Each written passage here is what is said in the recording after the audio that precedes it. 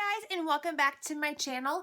I am so excited yet also kind of nervous for today's video because I decided to make my very own book tag. I originally wanted to do one around Halloween, then it was like midway through October and too late to do it. I thought, well, why not just do a Thanksgiving book tag? I've never seen one done on BookTube, so I started working on that and I came up with some awesome questions that I was so proud of. You know, I should check YouTube first to see if anyone else has done this before. So I went on to BookTube and I checked, and there are like 3 or 4 versions of a Thanksgiving book tag.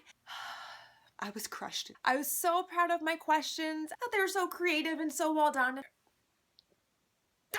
And then I thought, well, you know, why not just do it anyway? I haven't watched any of the other Thanksgiving book tags, so I have no idea what the questions are. I have no idea what the format is. I don't want to think that I'm stealing from people. I'm not. These all came out of my own little brain, so I'm going to do it anyway. I hope that you really like it. Yes, I hope you really like it because I'm proud of them. I think they're funny. So without further ado, let's get into the Booksgiving feast tag. Created by me. I made it. I have a list of food-related Thanksgiving ideas, concepts, whatever, and we are going to associate each one of those with a book. So let's go ahead and get into the question. Turkey, a book that filled you with so much emotion you were completely drained. I chose Mockingjay by Suzanne Collins because this is the only book I've ever read that made me cry.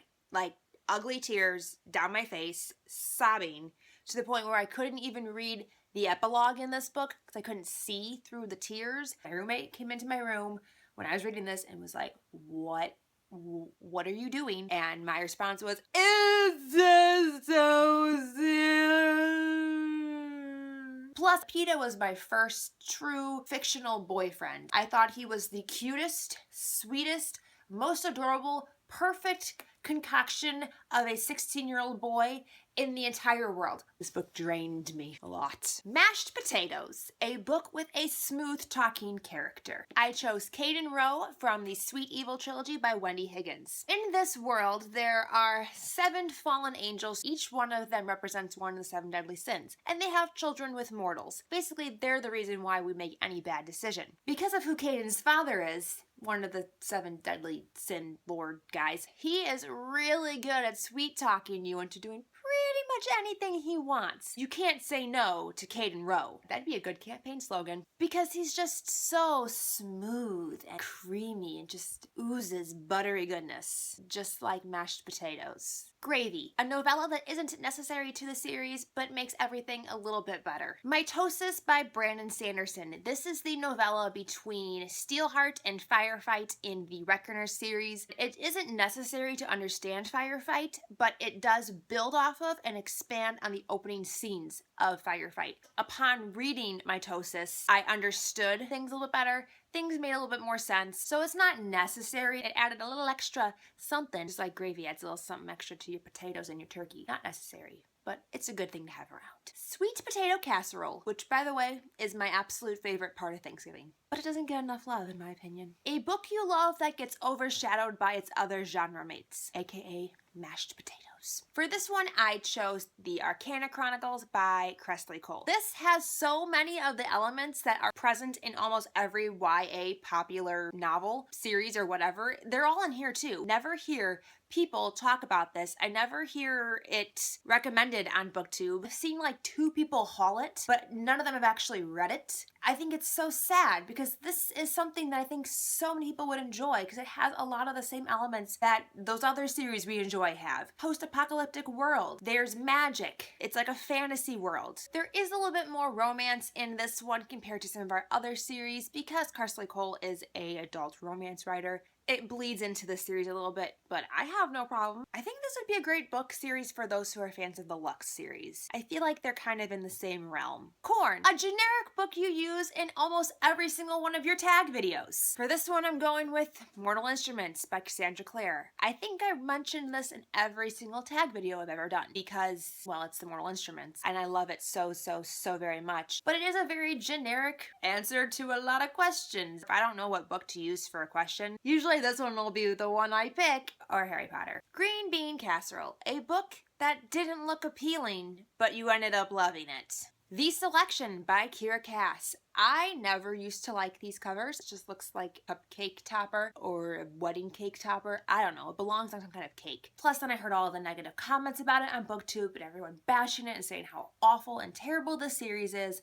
Well, let me tell you, I read this one in one day during BookTube-a-thon. I finished The Elite early afternoon on Friday. Contemplated driving the half an hour to and from the bookstore, in total an hour drive, to pick up the one because I needed it so desperately. Ended up caving in and doing just that and going and buying the one on Friday. Started the one at 2 o'clock in the morning on Saturday and finished it that night. I was hooked and gripped and I love this series. I had so much fun reading this and it pleasantly surprised me in every way possible, and I really enjoyed the series and I never thought I would. Just like green bean casserole, it looks disgusting, but it's amazing. Cranberries. That one weird book that you seem to be the only person who likes. My aunt always puts out cranberries, but I don't think anyone ever actually touches them. The Maze Runner by James Dashner. A lot of people don't like this book, whether it's because of the characters, the writing style, the complete lack of information given to the reader until the very last book. And a lot of people don't like that. They like to have answers to their questions. This is more like questions, questions, questions,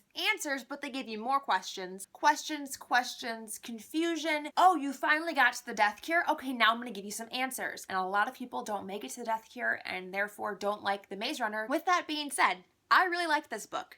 A lot. I was never bothered by the writing style. Thomas didn't really ever annoy me. Pumpkin Pie. Sweetest ending to an epic series. For this one, I chose Clockwork Princess by Cassandra Clare. This was the most satisfying ending to a series I have ever read. I'd never wanted this to end. I wanted the series to go on and on and on and on for infinity and just be like 100 billion books long and never leave these characters, but it wrapped up so perfectly and ended so perfectly that I couldn't ask for another book. Love Triangle was perfect, the ending was perfect, the tie-ins to the Mortal Instruments were perfect, all the little nice threads she wove together were perfect. This is just perfection. Oh, satisfying. Best ever. Ever, ever, ever. Wine. A book that gave you a nasty hangover.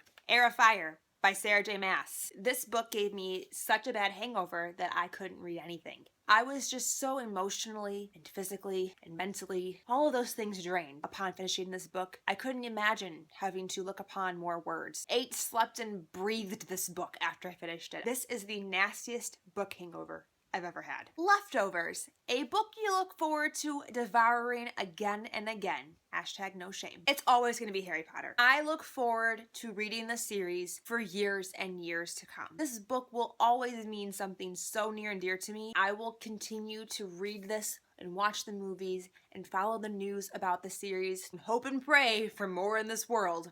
I love this and I want to read it all the time. I will forever devour this without any shame, now into eternity. Harry Potter and I are in it for the long haul, forever and always. And the last one is To Be Thankful. And I just wanted to say thank you guys so much for subscribing to my channel. I appreciate each and every one of you and each and every comment that I've been left and every interaction, every friendship I've made through this community. It's a rare, beautiful, wonderful place and I love it so much. So with that being said, being that it is Thanksgiving and as much as I love the food, being thankful is the point. It's time to tag some people. I am going to tag Mandi from Oh It's Mandi, Trina from Between Chapters, Kales from KalesKorner, Sara from Sara Ella, Sara from Sara without an H, Meagan from Meagan Precourt, and Lauren from Books, Tea, and All Things Me. And every single one of you. If you want to do this tag,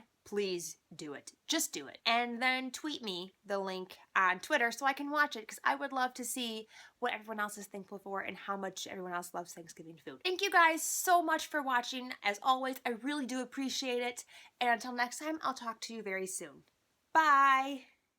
For this one, I chose... But this is the nastiest book hanger. I feel like my first video again. Like, I'm just so awkward right now. The art of taking le thumbnail is a difficult one.